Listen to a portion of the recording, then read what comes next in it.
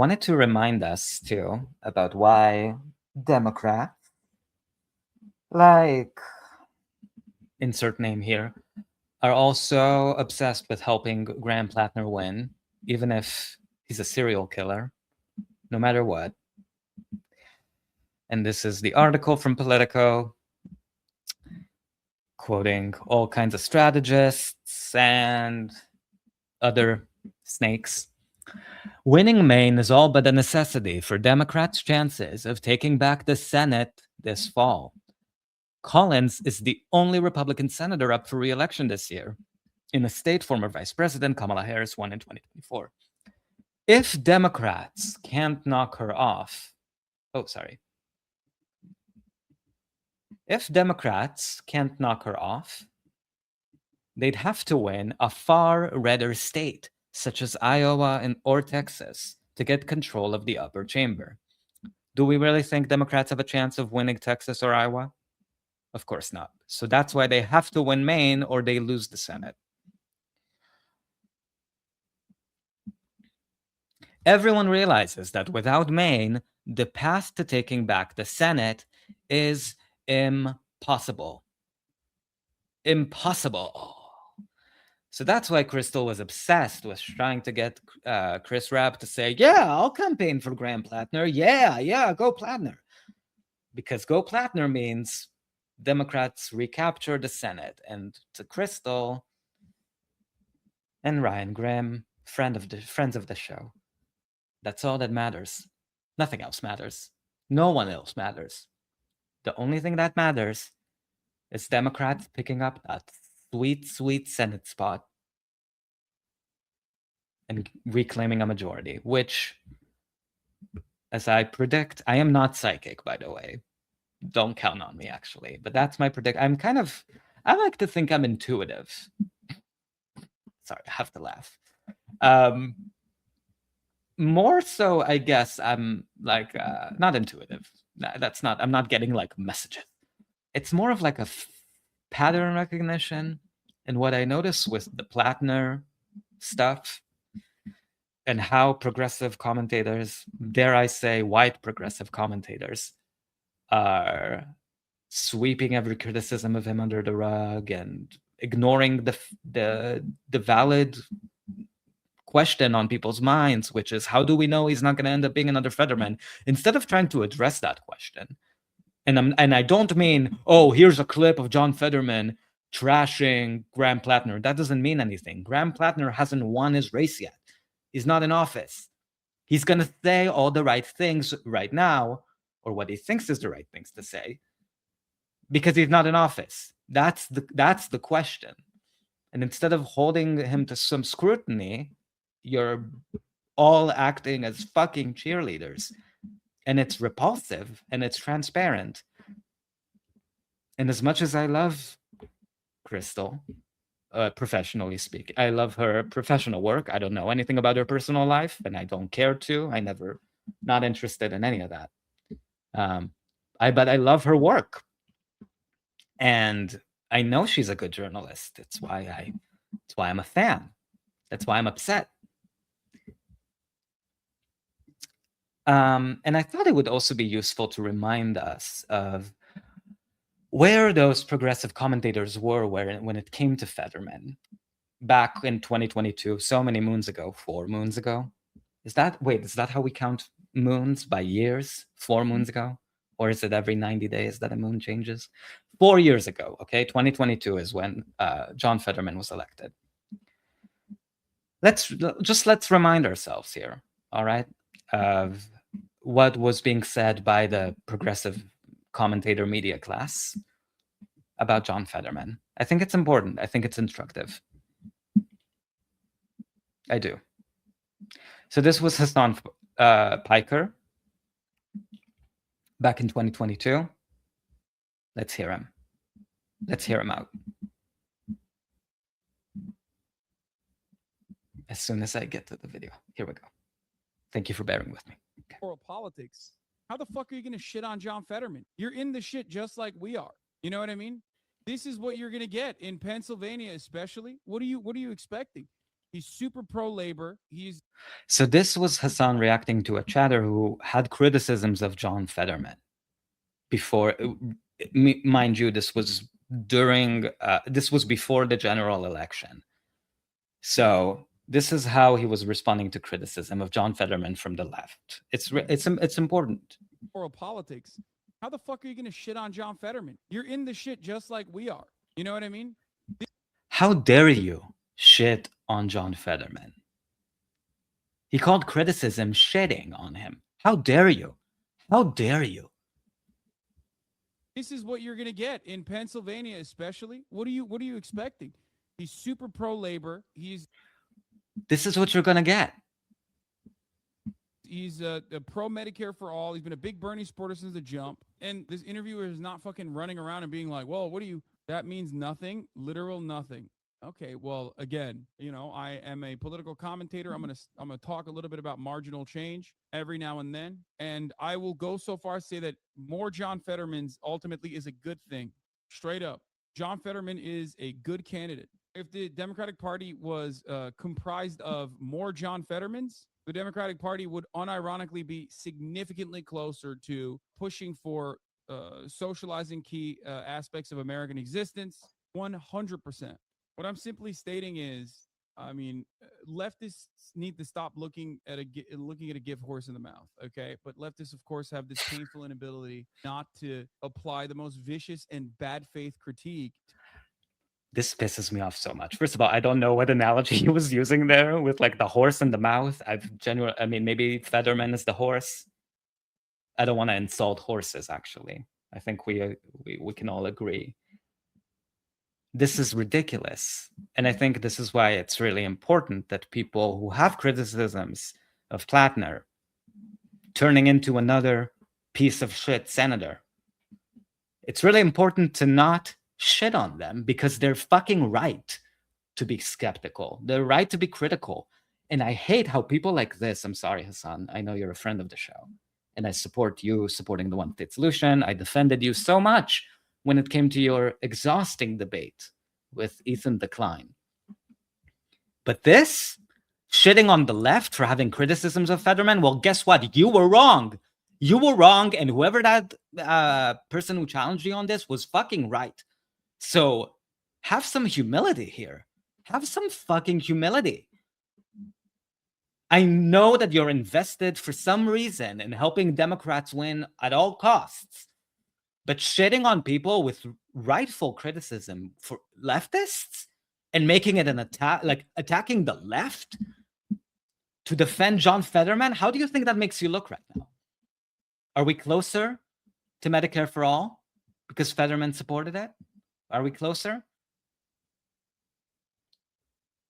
I wish these people had, maybe they're not, I don't know. I don't want to overuse that word, so I'm not going to say it, but like have some humility. The people that are on their side and try to dogpile on everyone as best as possible. My point is, listen, brother, we're already in the zone. We're not talking about like fucking Vanguard Party shit. We're not talking about seizing the means of production. We're talking about the Democratic Party's chances in the Pennsylvania Senate race. So if you're in here, you know that's my analysis. You know I'm talking about that. You know my worldview outside of that. But if I'm talking about this and you're trying to fucking bring the conversation back to like some other larger picture, then you're just being ridiculous. Hassan, I've returned sock. No, you were being ridiculous, Hassan. You were being fucking ridiculous. And everybody can see through your bullshit. I'm sorry, this is bullshit. Just admit you're a Democrat. Stop cosplaying as a whatever, socialist, supporting marginal positive change on the edges. No, you were excusing correct criticism of John Fetterman, and look how stupid that makes you look. And it's going to keep making you look stupid as long as electing Democrats is your one and only motivator and making money, I guess, in any of this. Here's another friend of the show. And by friend, I mean Ryan Graham. And he tweeted this on May 3rd, 2022. Okay. Manchin endorsed Lamb. Sorry, he was reacting to this.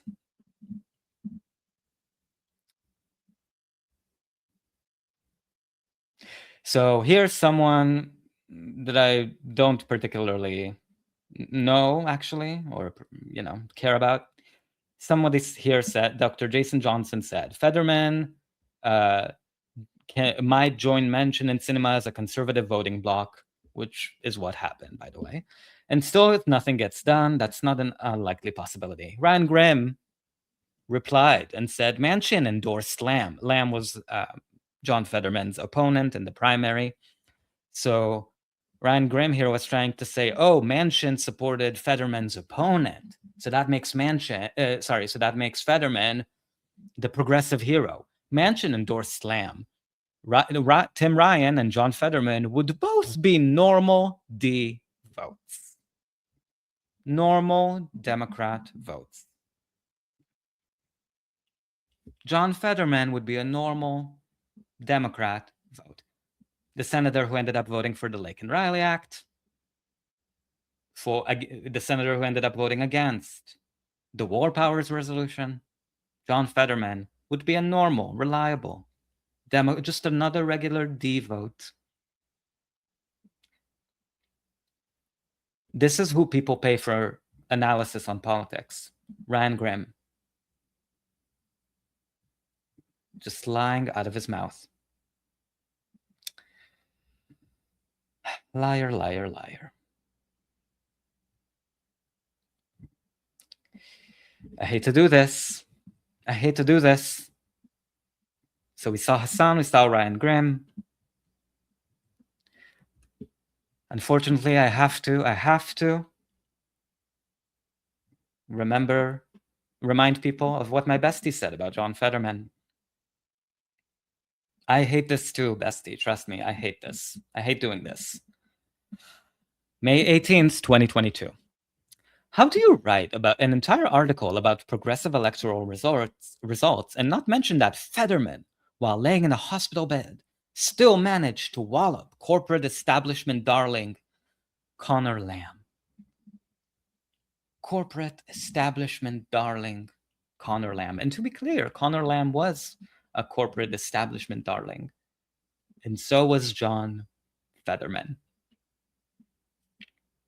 And the anti-establishment label is just branding that Fetterman adopted to get elected and dropped and kicked to the curb as soon as he was elected. And guess which lobby he went to first? As soon as he was elected? All of them. All of the lobbies. The prison industrial complex lobby, the Israel lobby, any lobby you can think of.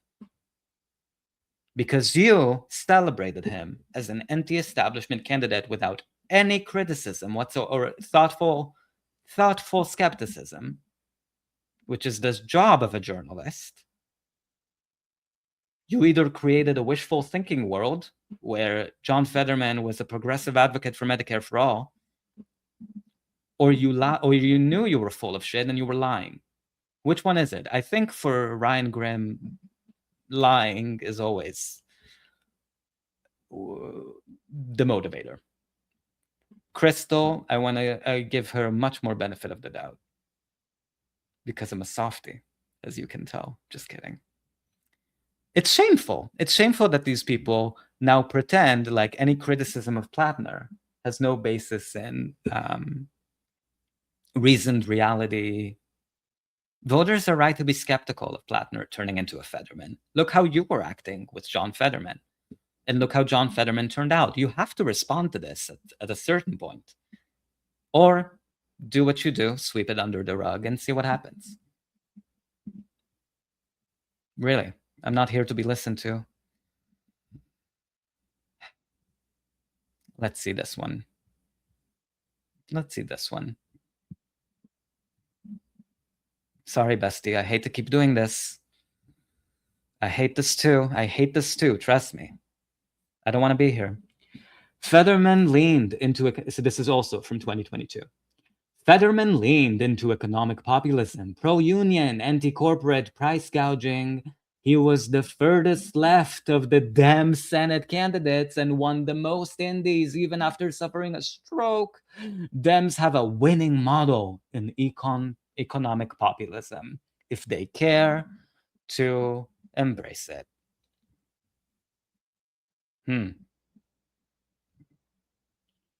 He was the furthest left of the Dem Senate candidates. Maybe that's true.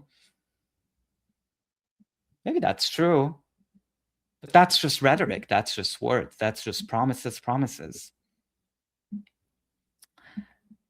Dems have a winning model in economic populism if they care to embrace it. So the winning model that you're referencing here is campaigning on economic populism. And if I heard the word fucking populism one more fucking time, I'm sorry, it's so co-opted, it's so abused. It means absolutely nothing. But really what you're saying is, and this is the only area where Democrats are going to listen to Krystal, right? It's on messaging and how to help candidates up for election, right? They don't care about, they do not care what Krystal has to advise when it comes to policy, trust me. It's just how to help. So if your model is how to help liars get elected, you found it. Promise the right stuff. It's not like some brilliant analysis. You promise all the right things, or what you think are the right things, and it's not that hard to come to a conclusion on what the saying the right things means.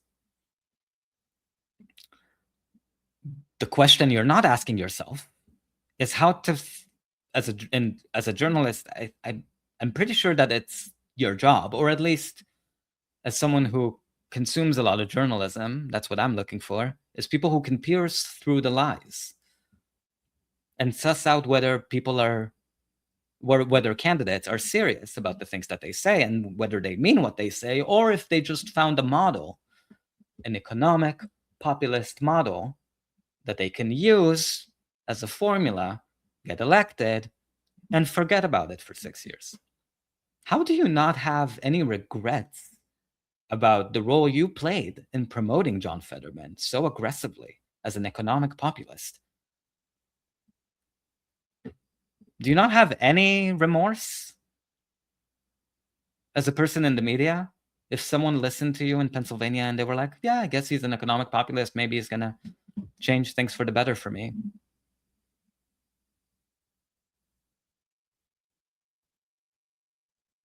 How does it not factor into your political worldview that people can just embrace a model and lie?